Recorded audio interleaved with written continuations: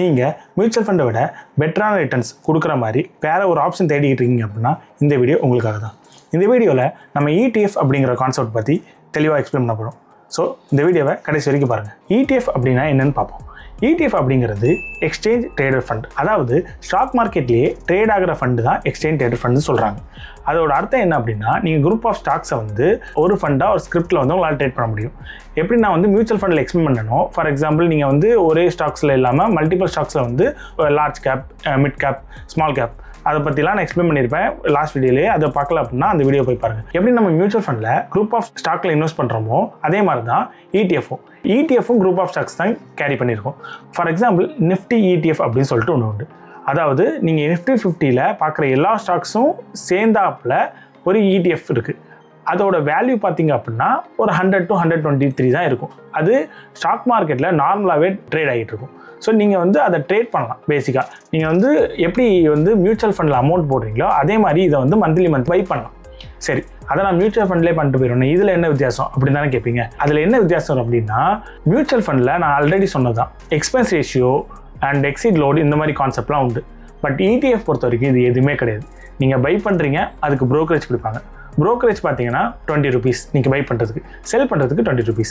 அது போக நார்மலாக உங்களுக்கு வந்து டேக்ஸ் வரும். அது எது மியூச்சுவல் ஃபண்டில் இருக்கோ அதே மாதிரி டேக்ஸ் வந்து இதுலேயும் அப்ளை ஆகும். ஸோ எக்ஸ்பென்ஸ் ரேஷியோ அப்படிங்கிற கான்செப்டே ETFல கிடையாது. உங்களுக்கு மார்க்கெட்டில் ஜென்ரலான நாலேஜ் இருக்குது. ஃபார் எக்ஸாம்பிள் உங்களால் நீங்கள் வந்து டெய்லி ஒரு 5 நிமிஷம் 10 நிமிஷம் மார்க்கெட்டை வந்து பார்க்க முடியும். இன்றைக்கி வந்து நிஃப்டி இறங்கியிருக்கு, நிஃப்டி வந்து 1% டவுன் ஆயிருக்கு, இல்லை 1% அப் ஆயிருக்கு அப்படின்னு பார்க்க முடியும். அப்படின்னா நீங்கள் ETFல இன்வெஸ்ட் பண்ணலாம். உங்களுக்கு வந்து ஹை ரிட்டர்ன்ஸ் வர்றதுக்கு கொஞ்சம் பாசிபிள் இருக்குது. அது எப்படி நான் சொல்கிறேன். அதே நேரத்தில் இதில் ஒரு கன்ஸ்ட்ரெயின்ட்டும் இருக்குது, அதாவது ஒரு கேட்சும் இருக்குது. என்னன்னு சொல்கிறேன். மியூச்சுவல் ஃபண்டை பொறுத்த வரைக்கும் நீங்கள் என்ன பண்ணுவீங்க, லம்சம்பாக ஒரு அமௌண்ட்டு போடலாம், கரெக்டாக? இல்லை அப்படின்னா மாதம் SIP போட்டிருப்பீங்க. ஃபார் எக்ஸாம்பிள் நீங்கள் வந்து உங்களோட SIP வந்து எவ்ரி மந்த் 5th டேட்டில் வந்து SIP உங்களுக்கு டெபிட் ஆகுதுன்னு வச்சுக்கோங்க, ஓகேங்களா? அது வந்து 7th உங்கள் போர்ட்ஃபோலியோவில் தெரியும், இல்லை 8th தெரியும்.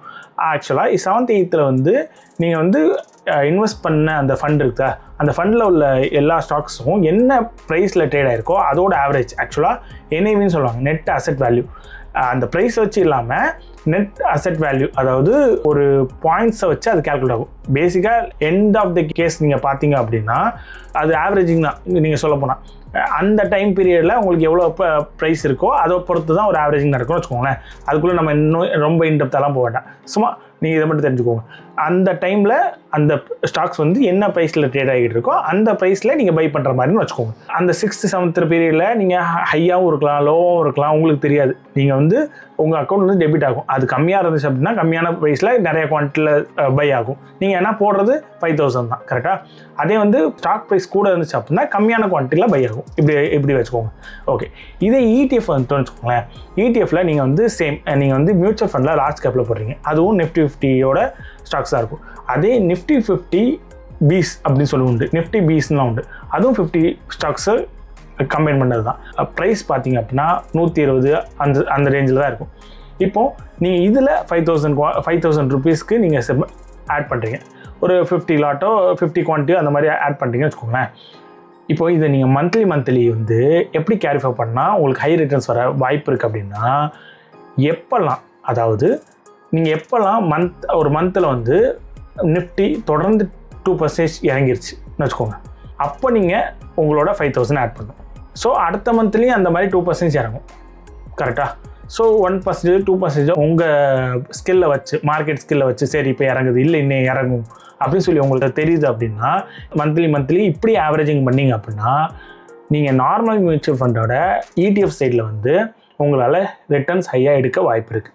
ETFல இன்வெஸ்ட் பண்ணணும் அப்படின்னா உங்களுக்கு டிமேட் அக்கௌண்ட் வேணும், கண்டிப்பாக வேணும்.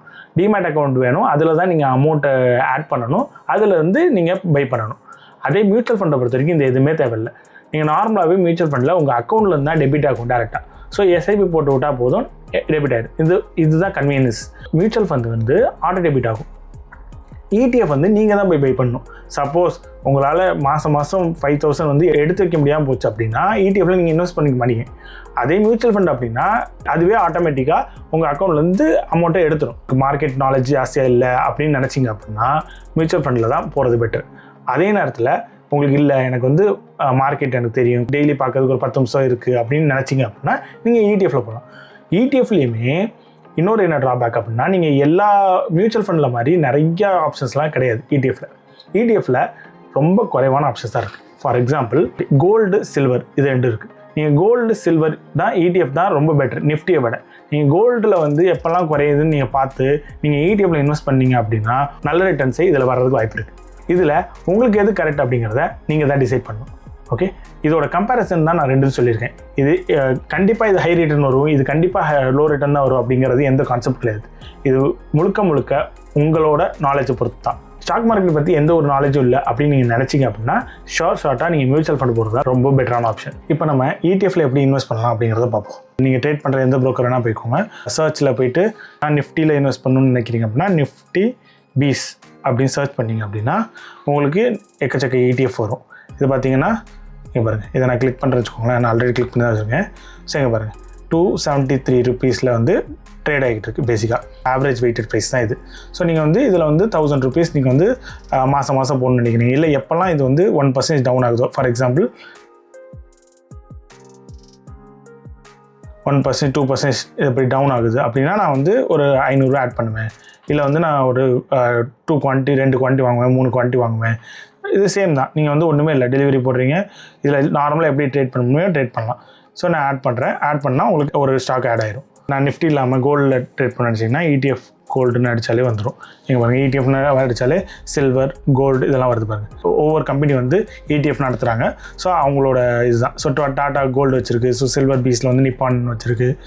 பார்த்தீங்கன்னா இப்போ நான் இது கோல்டு பீஸும் இருக்குது நிப்பான் இண்டியா. ஸோ இதை கிளிக் பண்ணுற பாருங்கள். இங்கே பாருங்கள், 120 ரூபா, வெறும் 120 rupeesக்கே உங்களால் இதை பை பண்ண முடியும். ஸோ உங்களுக்கு எப்போல்லாம் நீங்கள் மந்த்லி வந்து மியூச்சுவல் ஃபண்ட் இல்லாமல் இப்படி வந்து இன்வெஸ்ட் பண்ணணும்னு நினைக்கிறீங்க, நார்மலாக இன்வெஸ்ட்மெண்ட் பர்பஸ்க்காக நீங்கள் ஸ்டாக்ஸ் வாங்காமல் இப்படி நீங்கள் வாங்கலாம். நீங்கள் டெய்லி 3 மணிக்கு அலாம் வச்சுக்கோங்க. 3 மணிக்கு வந்து பார்க்குறீங்க, மார்க்கெட் வந்து இன்றைக்கி கோல்டோ ஒரு சில்வரோ பார்க்கிங்க அப்படின்னா ஒரு 2% டவுன் ஆயிருக்கு, இல்லை 3% டவுன் ஆயிருக்கு அப்படின்னா நீங்கள் ஒரு 500 ஆட் பண்ணலாம், இல்லை ஒரு 1000 ஆட் பண்ணலாம். அடுத்து நீங்கள் வந்து உங்கள்கிட்ட அமௌண்ட் இல்லைன்னா விட்டுருங்க, ஒன்றுமே ப்ராப்ளம் இல்லை. அடுத்த மாதம் போங்க. அடுத்த மாதத்தில் என்னைக்காச்சும் ஒரு நாள் நீங்கள் டெய்லி பார்த்துட்டே இருக்கீங்க, அன்றைக்கி வந்து 2% டவுன் ஆகுது, இல்லை 1% டவுன் ஆகுது, இல்லை ஹெவியாக டவுன் ஆகுது அப்படின்னா சேர்த்து கூட 2000 ஆட் பண்ணலாம். ஸோ அப்படி ஆட் பண்ணுறதுனால உங்களோட ஆவரேஜிங் வெயிட் வந்து சாலிடாக இருக்கும். நீங்கள் என்றைக்கெலாம் டவுன் ஆகுது நினைக்கிறீங்களோ அன்றைக்கி ஆட் பண்ணுங்கள். இப்படி கூட நீங்கள் வந்து ஆவரேஜ் பண்ணலாம். ஃபார் எக்ஸாம்பிள் 1% டவுன் ஆகுது அப்படின்னா நான் 500 ஆட் பண்ணுவேன். இல்லை எனக்கு 2% அடுத்த நாளும் 1% டவுன் ஆகுது அப்படின்னா நான் இன்னொரு 500 ஆட் பண்ணுவேன். இல்லை ஒரே நாளில் 2% டவுன் ஆகுது அப்படின்னா நான் 1000 ஆட் பண்ணுவேன்.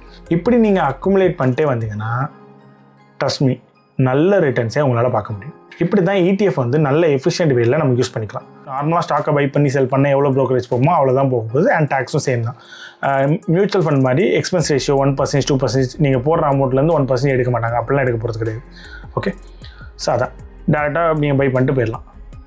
இந்த வீடியோவில் இடிஎஃப்னா என்ன, இடிஎஃப்க்கும் மியூச்சுவல் ஃபண்டுக்கு என்ன டிஃப்ரென்ஸ் அப்படிங்கிறத தெளிவாக எக்ஸ்பிளைன் பண்ணுவேன்னு நினைக்கிறேன்.